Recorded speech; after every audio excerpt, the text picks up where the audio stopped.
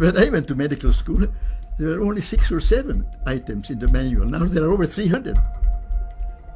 I mean, you mean to tell me that there have been 294 diseases discovered in the last 60 years? In psychiatry alone?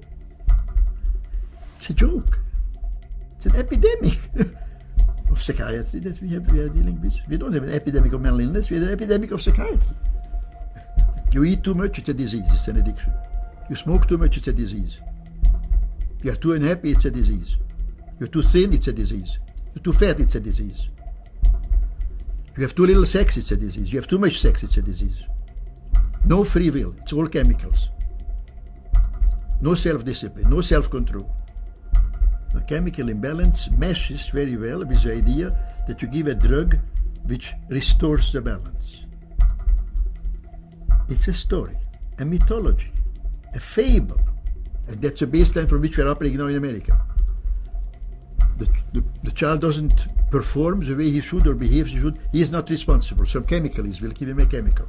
You hear day in and day out on television that this is a mental illness and that's a mental illness. And Zoloft is advertised. Beer you can't advertise, but Zoloft you can advertise. Now it's not just psychiatry, it's the whole psychiatrization of the culture. Now what's more toxic, Zoloft or beer? Amen. Case closed.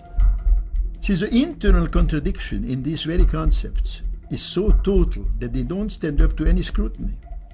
Nobody has yet measured, demonstrated, or created a test to show that somebody has a chemical imbalance in their brain.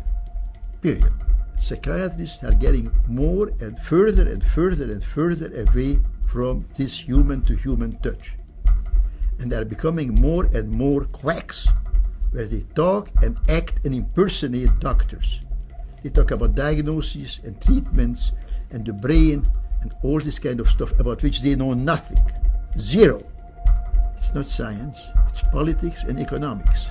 That's what psychiatry is. Politics and economics. Behavior control. It is not science, it is not medicine.